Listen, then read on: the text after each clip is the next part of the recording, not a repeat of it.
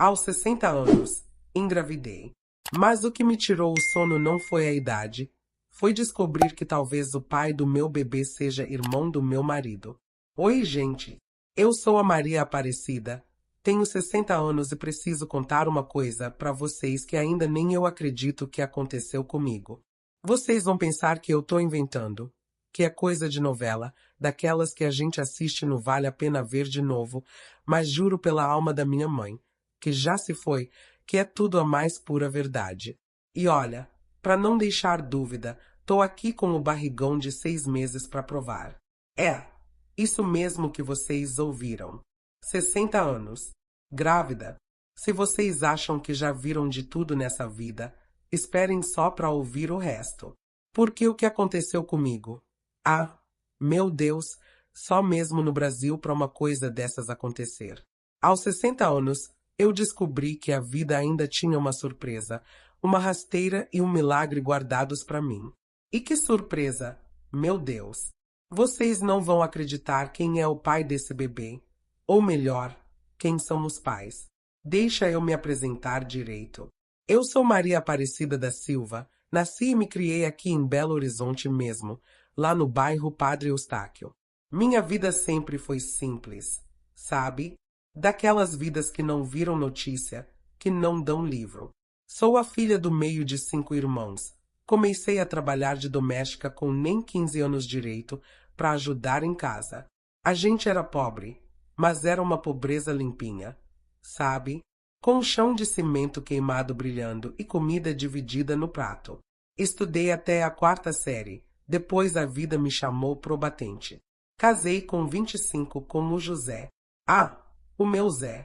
Um homem bom, um coração de ouro, trabalhador que só ele. Aposentado da construção civil, as mãos dele são grossas, cheias de calos que contam a história de cada parede que ele levantou para sustentar nossa família.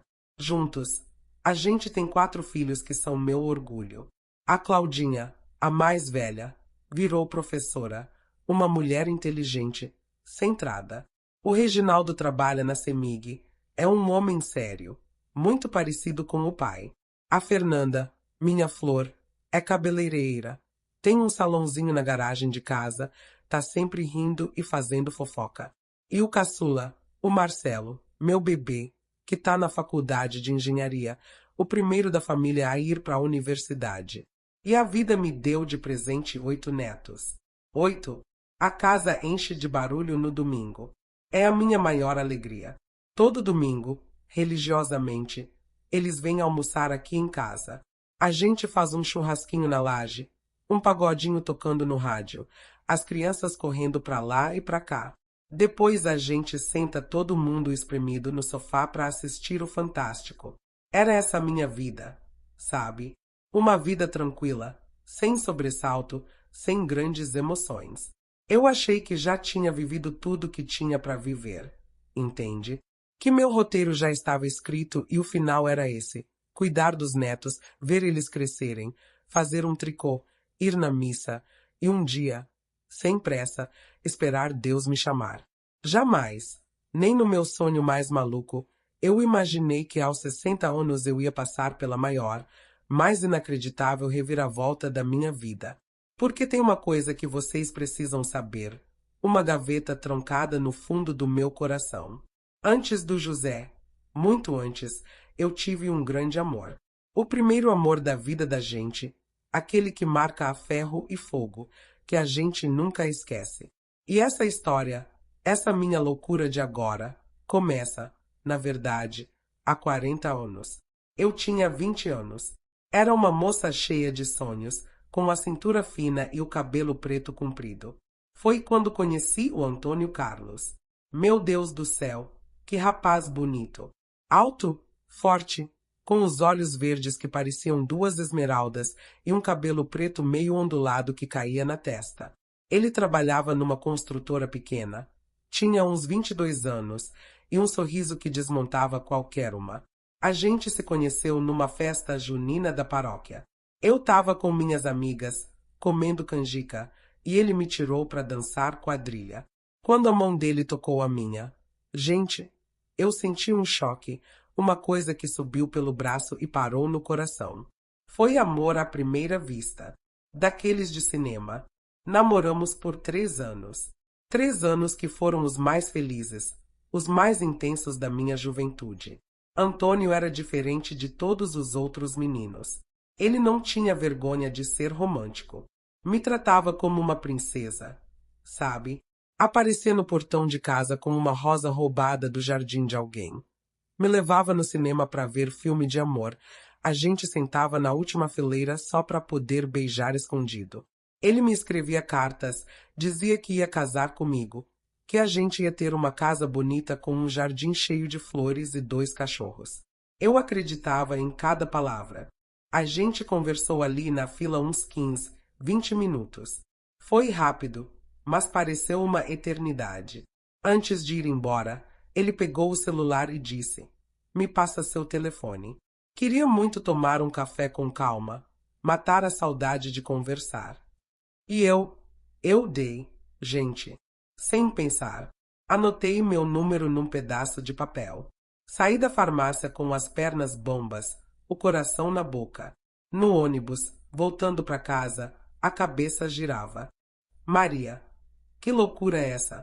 Você é uma mulher casada, mãe de 4, avó de 8.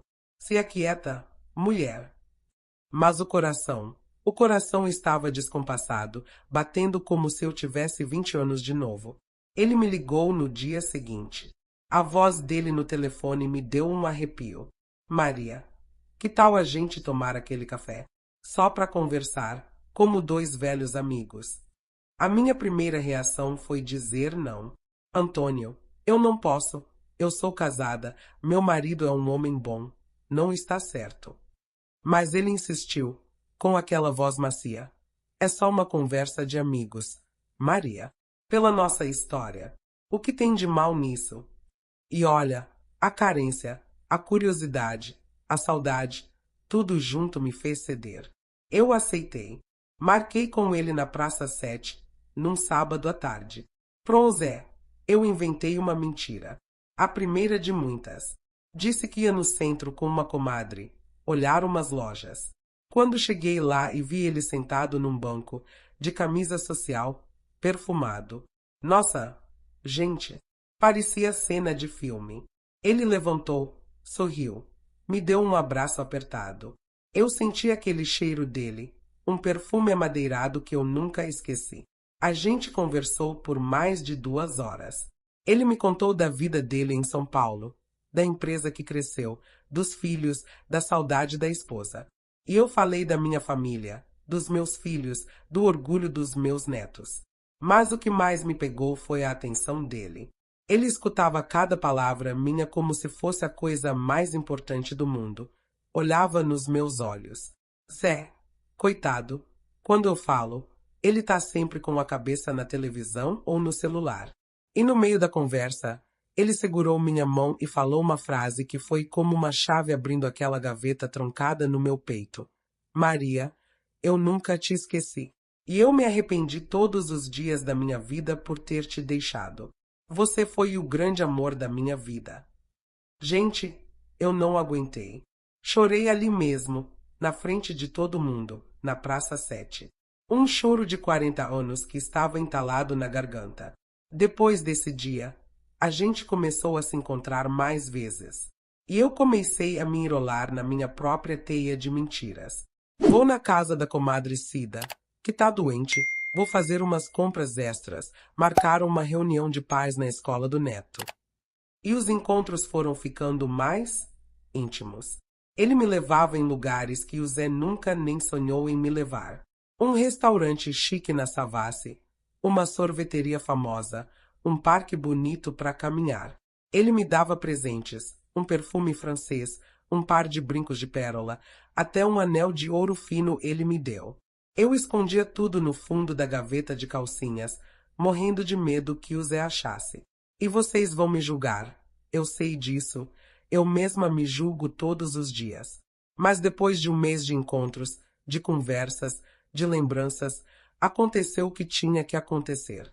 A gente se entregou àquela paixão antiga. Gente, eu sei que vão me condenar. Uma mulher de quase 60 anos, casada há 34, avó de 8 netos, tendo um caso extraconjugal. Mas juro por Deus que não foi planejado. Foi mais forte que eu. A primeira vez foi no apartamento dele. Ele mora num lugar lindo, no bairro Buritis, com uma vista para a cidade toda. Eu cheguei lá nervosa, tremendo da cabeça aos pés. Fazia mais de ano que eu e o José. Bem, vocês entendem, a vida de um casal mais velho. E com o Antônio foi como voltar no tempo, foi como ser jovem de novo, mas com a intensidade de quem sabe que o tempo é curto. Ele me tratava como uma rainha. Acendia velas, botava música baixa, falava coisas bonitas no meu ouvido. Ele me fazia sentir desejada, bonita, interessante.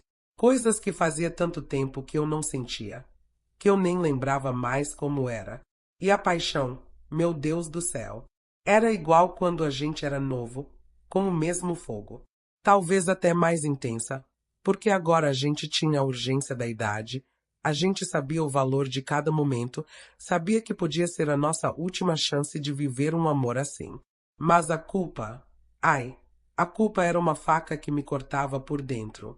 Eu chegava em casa e olhava pro Zé, sentado na poltrona dele, assistindo o jornal, com o chinelo no pé. Olhava para os retratos dos meus filhos, dos meus netos espalhados pela estante, e eu pensava, Maria, que pecado terrível é esse que você está cometendo? Eu rezava toda noite, pedia perdão a Deus, pedia para ter forças para parar, mas não conseguia. Era mais forte que eu. Quando o telefone vibrava e era uma mensagem do Antônio, meu coração disparava. Quando ele me olhava daquele jeito, eu esquecia de tudo. Do marido, dos filhos, da culpa. A gente se encontrava 2, às vezes 3 vezes por semana. Sempre em lugares discretos, um motel na saída da cidade, o apartamento dele quando eu sabia que os vizinhos não estavam. E eu inventando cada desculpa em casa. O Zé, que não é bobo, começou a estranhar. Maria, você tá saindo muito ultimamente. Que tanto assunto tem com essa sua comadre? Essa comadre sua tá muito carente, né? Todo dia precisa de você. Eu morria de medo que ele descobrisse. Meu coração gelava cada vez que ele fazia uma pergunta. E para complicar tudo, o Antônio começou a falar em planos para o futuro. Maria, larga esse homem. Vem viver comigo. Eu te dou a vida de rainha que você sempre mereceu. A gente compra uma casa com piscina. Você não vai precisar trabalhar nunca mais. Vai ter empregada para tudo. Nossa, gente, aquilo mexeu comigo. Que mulher que trabalhou a vida inteira de sol a sol, limpando o chão dos outros, não sonha com um pouco de conforto na velhice. E o Zé, coitado, com a aposentadoria pequena dele, a gente vivia sempre apertado no fim do mês. A tentação era grande.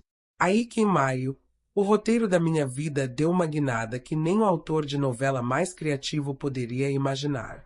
Eu comecei a sentir umas coisas estranhas. Um enjoo de manhã, uma tontura boba. Pensei, é a pressão alta, preciso me cuidar. Depois veio o atraso. Gente, eu nem liguei no início. Mulher da minha idade, a gente já espera por isso, né? A menopausa batendo na porta. Mas aí passou um mês, passaram 2.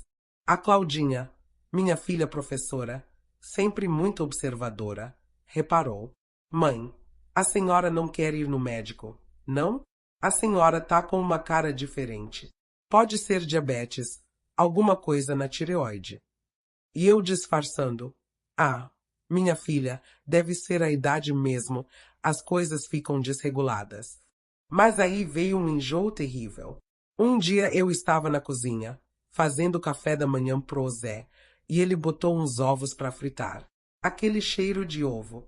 Nossa, me subiu uma coisa pela garganta. Eu corri pro banheiro e vomitei tudo que tinha e o que não tinha. Zé ficou preocupado na hora. Maria, chega. Nós vamos no postinho hoje mesmo. Você não tá bem. E eu não tive como negar, né? Se eu negasse, aí sim ele ia ficar desconfiado. Chegamos no postinho de saúde, aquela fila enorme de sempre. A enfermeira Joana, que me conhece desde que meus netos eram bebês, me atendeu. Mediu minha pressão, meu peso, tudo normal. Aí ela sentou na minha frente e perguntou, com aquele jeitinho dela, Dona Maria, e a sua menstruação tá vindo normal? Eu, com vergonha, falei baixinho que fazia uns 2 meses que não vinha. Ela riu. Ah, Dona Maria, deve ser a menopausa chegando com tudo. Mas só pra gente descartar qualquer coisa. Que tal fazer um testezinho de gravidez de farmácia? É o protocolo. E eu ri junto. Ô Joana, pelo amor de Deus. Grávida na minha idade. Capaz. Mas ela insistiu. É só pra gente tirar da lista de possibilidades. É rápido. Eles colheram a urina e mandaram eu esperar 15 minutos pelo resultado. Zé, enquanto isso, foi na farmácia do posto comprar o remédio dele. Gente, quando a Joana voltou com aquele papelzinho na mão, a cara dela era de quem tinha visto uma assombração. Ela estava pálida. Dona Maria, senta aqui um pouquinho. A senhora tá grávida. Eu quase desmaiei ali mesmo, na cadeira de plástico do posto. Minha pressão, que estava boa, deve ter ido lá no céu. Eu falei, gaguejando, Joana, isso não pode estar certo. Esse teste tá errado. Repete esse teste, por favor. Ela, também sem acreditar, repetiu. E deu positivo de novo. Minha cabeça começou a rodar. O mundo girava. 60 anos, grávida. E aí, como um soco no estômago, veio o pior pensamento. De quem era esse bebê? Porque eu tinha tido uma relação com o Zé no nosso aniversário de casamento, em abril, mas com o Antônio. Nossa, com o Antônio foram várias vezes em abril e maio. O pânico tomou conta de mim. Quando saí do consultório, eu estava em estado de choque. Zé veio andando na minha direção. E aí, Maria, o que a enfermeira falou? Tá com algum problema sério? E eu, com a maior cara de pau do mundo, menti de novo. Ah, não era nada demais, Zé. Só uma gastrite nervosa. Ela passou um remédio. Cheguei em casa, corri pro quarto, me tranquei no banheiro e desabei a chorar. 60 anos, grávida e com um amante. Meus filhos iam morrer de vergonha de mim. Minhas noras iam me crucificar. E se o filho fosse do Antônio? Como? Meu Deus, como eu ia explicar essa história? Liguei pro Antônio, desesperada. Antônio, preciso te ver. É urgente. Aconteceu uma desgraça. A gente se encontrou num canto mais afastado da praça de alimentação de um shopping. Quando eu contei, ele ficou branco, perdeu a cor. Maria, você tem certeza absoluta? Eu mostrei para ele o papel do exame do posto. Ele me abraçou, tentou me acalmar e falou: Calma, meu amor. Seja de quem for, eu não vou te abandonar. Eu vou te ajudar. Mas eu vi nos olhos dele o mesmo pânico que estava no meu coração. Ele também estava fazendo as contas das datas na cabeça. E a pressão em casa só aumentava. A barriga, mesmo que pequena, começou a aparecer. Claudinha, um dia, me olhou e disse: Mãe, a senhora tá diferente, tá mais inchada. Tá tomando muito remédio. O Reginaldo, mais direto, falou pro pai na minha frente. Pai, será que a mãe não tá doente de verdade? Ela anda muito esquisita, muito nervosa. Eu soube depois que as minhas noras criaram um grupo no WhatsApp chamado O Que Deu na Sogra. A Sandra, mulher do Reginaldo, chegou a sugerir que eu podia estar com o início de Alzheimer por causa do comportamento estranho. E o Zé? O Zé começou a desconfiar de verdade. Maria, você anda muito nervosa. E que tanto de consulta médica é essa agora? Cada dia é um médico diferente.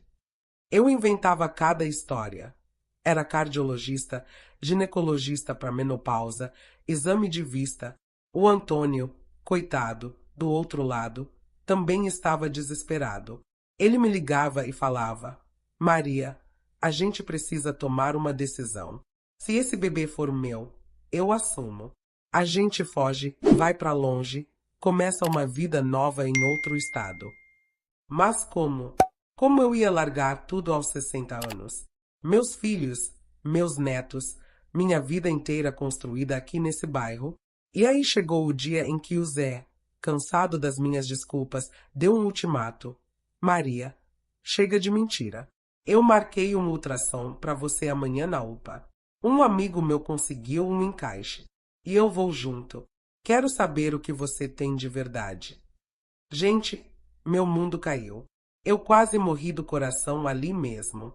No dia do ultrassom, eu tremia tanto que o Zé perguntou se eu estava com febre. No carro, a caminho da UPA, ele segurava minha mão e dizia: Calma, Maria. Vai dar tudo certo. Se for alguma doença, a gente enfrenta junto, como sempre fizemos. A bondade dele só aumentava a minha culpa. Chegamos na UPA, aquela confusão de sempre. Zé nervoso do meu lado, eu morrendo de medo do que estava por vir. Na sala de espera, ele não soltava a minha mão. Fica tranquila, meu bem. Quando chamaram meu nome, Zé entrou junto, não teve jeito. A médica, doutora Helena, uma moça nova, muito simpática, me deitou na maca. Ela passou aquele gel gelado na minha barriga e ligou o aparelho. Zé ficou de pé, do lado dela, olhando a tela. E aí ela falou, com a maior naturalidade do mundo. Bom, Dona Maria, o motivo do seu enjoo e do seu inchaço é que a senhora está grávida mesmo. Pelas medidas, de uns 3 meses, mais ou menos. Pronto. O Zé quase caiu da cadeira para trás. Grávida? Ele gritou, a voz ecoando na sala pequena. Doutora, pelo amor de Deus, isso é possível na idade dela. A médica, com paciência, explicou que era raro, muito raro, mas que podia acontecer. Zé olhou para mim com uma cara que eu nunca vou esquecer. Era uma mistura de choque, confusão e uma ponta de desconfiança. Eu queria que um buraco se abrisse no chão e me engolisse. Aí a doutora continuou passando o aparelho na minha barriga e falou uma coisa que mudou tudo. Olha que interessante, o bebê tem uma pequena marquinha no coração. É uma característica genética bem rara. Geralmente passa de pai para filho. Nesse instante, os olhos do Zé se arregalaram. Doutora, eu tenho essa marca. Eu tenho uma marca no coração. Desde pequeno. O médico sempre falou que era uma coisa rara da minha família. Naquele momento, eu respirei aliviada. Graças a Deus. O filho é do José. Mas aí, como um raio, eu me lembrei de uma coisa. Lembrei de uma tarde no apartamento do Antônio. Ele estava sem camisa e eu passei a mão no peito dele. Ele me mostrou uma cicatriz pequena e disse que não era cicatriz, que era uma marca de nascença no coração, que o médico dele também falou que era uma coisa genética rara. Meu alívio virou pânico de novo. O Zé, sem saber de nada, ficou emocionado. As lágrimas escorreram pelo rosto dele. Então é meu filho mesmo, Maria. Meu filho. Um presente de Deus na nossa idade. Ele me beijou na testa, chorando de alegria. E eu ali, deitada, morrendo por dentro, sabendo que o Antônio também tinha a bendita marca. Saímos da UPA, o Zé todo feliz, já ligando para os filhos. Vocês não vão acreditar. Vocês vão ter um irmãozinho. Ou uma irmãzinha. E eu só pensava, meu Deus, e agora? E se o bebê nascer e for a cara do Antônio, mesmo com a marca? Naquela noite, eu não dormi. Assim que o Zé pegou no sono, fui para a cozinha e liguei pro Antônio. Contei a história do ultrassom, da marca no coração. Ele ficou em silêncio por uns minutos do outro lado da linha. A cabeça dele devia estar a 1000, como a minha. Aí ele falou, com a voz estranha. Maria, eu preciso te contar uma coisa que eu descobri hoje, por acaso. Uma coisa muito louca. Eu perguntei, o que foi, Antônio? E ele respondeu, eu fui no cartório hoje resolver umas coisas da minha empresa e pedi uma segunda via da minha certidão de nascimento. E eu fui atrás dos documentos antigos do meu pai para resolver um negócio de inventário. Maria, eu e o José, a gente tem o mesmo pai. Gente, eu quase desmaiei de verdade. Sentei no chão da cozinha, sem forças. Como assim, Antônio? Que loucura é essa? E ele explicou.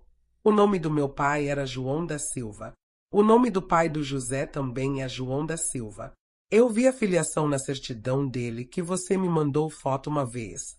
Lembra? São homônimos, nasceram na mesma cidade, na mesma data. São a mesma pessoa, Maria. Nosso pai teve duas famílias. Ele abandonou minha mãe quando eu era pequeno. E pelo que você me contou, abandonou a mãe do José também. Maria, o José é meu irmão. Meu meio-irmão. E a gente nunca soube. E aí, gente, todas as peças se encaixaram. A semelhança física que eu nunca tinha reparado direito, o mesmo jeito meio sério, a mesma marca genética rara no coração. O bebê podia ser de qualquer um dos dois, porque os dois carregavam o mesmo sangue. Eu, Maria Aparecida, tinha me envolvido com dois irmãos sem saber. O que se seguiu foi o maior drama da minha vida.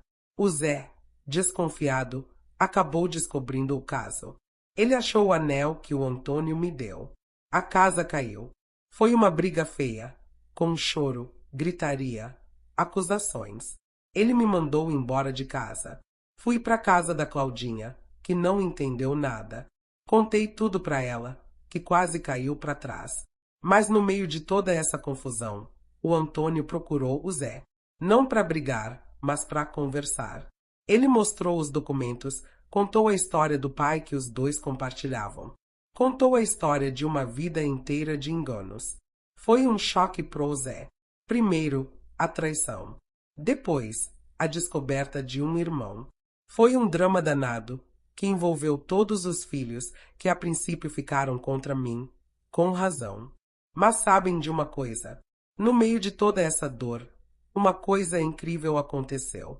Hoje, 3 meses depois daquela confusão toda, o Zé me aceitou de volta. O Antônio e o Zé, depois de muita conversa, muita raiva e muita mágoa com o pai que os abandonou, estão se conhecendo. Estão se tornando amigos. Irmãos que se reencontraram depois de 60 anos por causa de uma loucura minha. E eu, tô aqui, com meu barrigão, esperando esse bebê. Um bebê que vai ter 2 pais. E 4 avós, se contarmos as mães deles. A gente sentou, os 3, e decidimos que vamos criar essa criança juntos. O Zé e eu na nossa casa, e o Antônio como tio-pai, presente, ajudando em tudo. Meus filhos, depois do susto, acabaram entendendo e aceitando a situação. Minha vida virou uma novela, eu sei. Mas uma coisa eu aprendi com tudo isso. Gente, família é muito mais do que a gente imagina. E às vezes, Deus, na sua infinita sabedoria, escreve certo por linhas muito, mas muito tortas. E agora, eu tô aqui, esperando para ver o rostinho desse meu filho. O filho de 2 irmãos, o neto de um pai fujão, o bebê que uniu e quase destruiu uma família inteira. E quer saber, apesar de tudo, eu nunca me senti tão viva.